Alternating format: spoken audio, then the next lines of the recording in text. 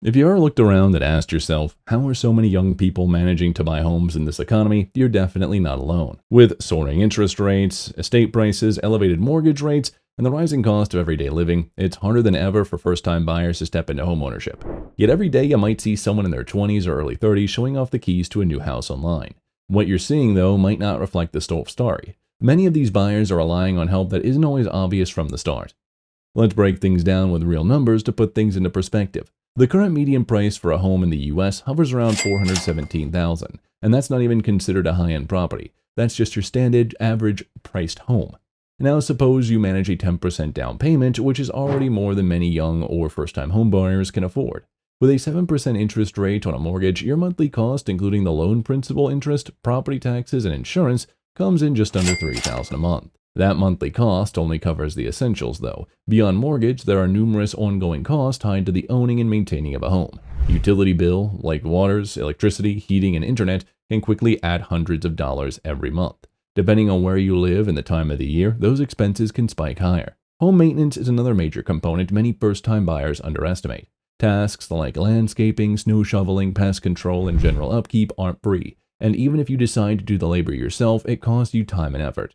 And then comes the unexpected breakdowns. Dishwashers quit, furnaces stop working, roofs start leaking. If your HVAC system fails during extreme weather season, you could be facing repair or replacement bills ranging from a few hundred to several thousand.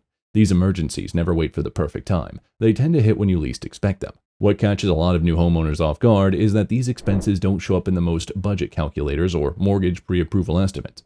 Many people enter homeownership having only planned for the down payment and monthly loan cost, not realizing how much more it takes to actually live in and maintain a house. Now consider income. The median income for an individual in the US is around $42,000 per year, which translates to about $3,500 per month before taxes. After federal and state taxes, take-home pay might be around $3,000 monthly, give or take. That means someone earning the median salary would be spending nearly their entire income just on housing costs if they were to buy a medium-priced home. And that's just before you factor in utilities, maintenance, food, transport, or any kind of savings or debt repayment. Simply put, it's financially impossible for so many people to buy a house on their own with just a salary. So how are so many young people managing to do it? There's a hidden element: help from the family.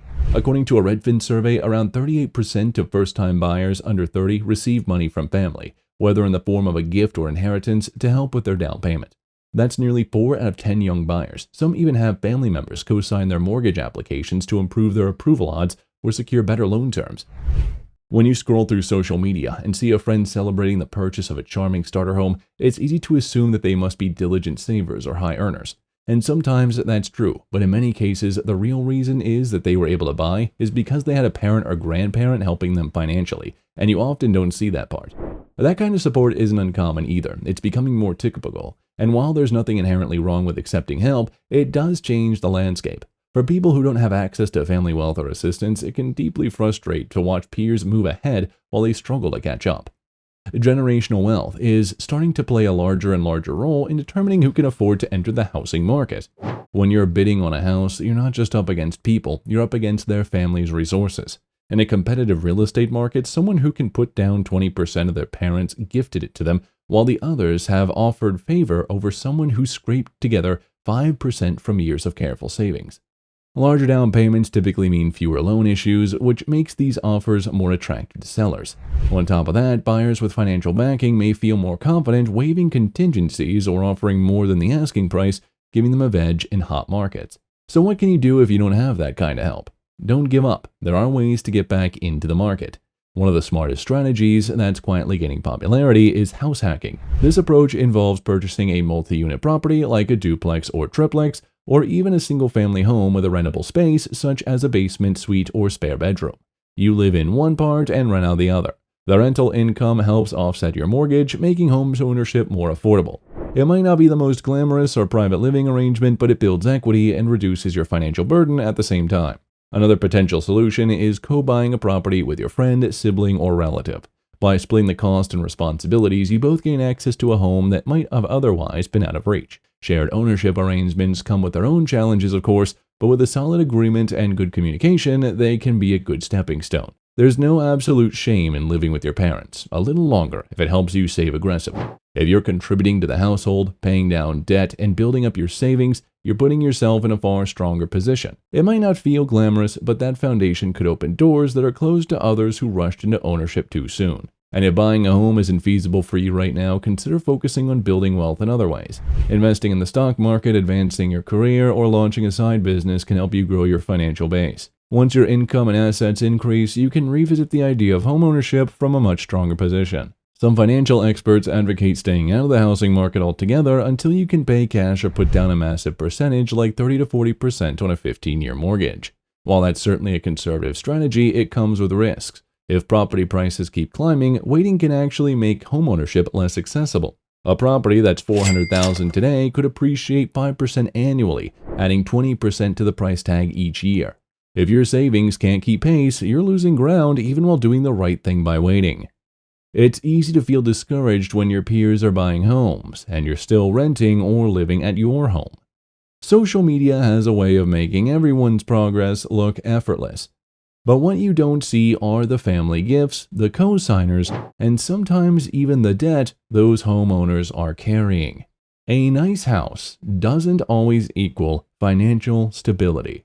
In fact, many buyers stretch themselves thin to get into a home, taking on large mortgages alongside car loans, student debt, and credit cards. One surprise expense could push them over the edge. If you're diligently saving, managing your credit, and avoiding unnecessary debt, you're laying the groundwork for long-term success. Homeownership will come, and when it finally actually does, you'll be more ready for it than most. That's why it's important to build a strong financial base rather than to rush into buying a home just because others around you are doing it already. Even in a world where $4,000 monthly housing costs are becoming standard, know that many people that you see that are succeeding usually have help behind the scenes. Don't think of it as falling behind. You are not falling behind.